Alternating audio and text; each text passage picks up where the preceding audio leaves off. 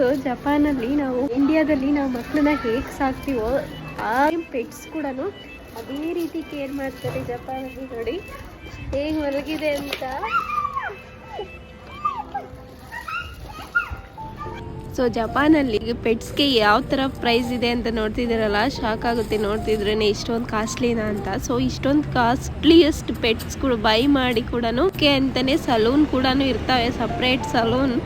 ಪೆಟ್ಸ್ಗೆ Nile cut ಆಗಿರ್ಬೋದು, hair cut ಆಗಿರ್ಬೋದು ಎಲ್ಲ ಕೂಡ ಸಲೂನಲ್ಲೇ ಮಾಡಿಸ್ತಾರೆ ಜಪಾನಲ್ಲಿ. ಸೊ ಇವಕ್ಕೆ ಇಷ್ಟು ಕಾಸ್ಟ್ಲಿ ಆಗಿರೋ ತಗೊಂಡು ಮತ್ತೆ ಅದನ್ನು ಸಲೂನ್ಗೆಲ್ಲ ಇಷ್ಟೊಂದು ಕಾಸ್ಟ್ಲಿನಾ ಅಂತ ನೀವು ನೋಡ್ತಿರ್ಬೋದು. ಸೊ ಜಪಾನಲ್ಲಿ ಪೆಟ್ಸ್ಗಳನ್ನ ತಮ್ಮ ಫ್ಯಾಮಿಲಿ ಮೆಂಬರ್ಸ್ ಥರನೇ ಟ್ರೀಟ್ ಮಾಡ್ತಾರೆ. ಫ್ಯಾಮಿಲಿ ಮೆಂಬರ್ ಅಲ್ಲಿ ಒಂದನ್ನಾಗಿ ಟ್ರೀಟ್ ಮಾಡ್ತಾರೆ. ಸೊ ಅವ್ರಿಗೆ ಅಂತಾನೆ ಸಪ್ರೇಟ್ ಆಗಿ ಕ್ಯೂಟ್ ಆಗಿರೋ ಡ್ರೆಸ್ಸಸ್ ನೋಡ್ತಿದ್ದೀರಲ್ಲ. ಸೊ ಬೆಲ್ಟ್ಸ್, ಡ್ರೆಸ್, ಸಮ್ಮರ್ ಸೀಸನ್ಗೆ ಬೇರೆ ಡ್ರೆಸ್, ವಿಂಟರ್ ಸೀಸನ್ಗೆ ಬೇರೆ ಡ್ರೆಸ್, ಜಾಕೆಟ್ಸ್ ಅಂಡ್ ಹೊರಗಡೆ ಕರ್ಕೊಂಡು ಸ್ಟ್ರೋಲರ್ಸ್ ಇವೆಲ್ಲ ಕೂಡ ನೋಡ್ಲಿಕ್ಕೆ ಎಷ್ಟು ಖುಷಿ ಆಗಿದೆ ಅಲ್ವಾ. ಕ್ಯೂಟ್ ಆಗಿ ಅನಿಸ್ತಿದಾವೆ ಬೆಡ್ಸ್ ಅಂಡ್ ತತಾಮಿ. ಅಂಡ್ ಇಷ್ಟೇ ಅಲ್ಲದೆ ಇನ್ನು ತುಂಬಾ ದೊಡ್ಡ ಶಾಪಿಂಗ್ ಮಾಲ್ ಇರುತ್ತೆ ಜಪಾನಲ್ಲಿ ಪೆಟ್ಸ್ಗೆ.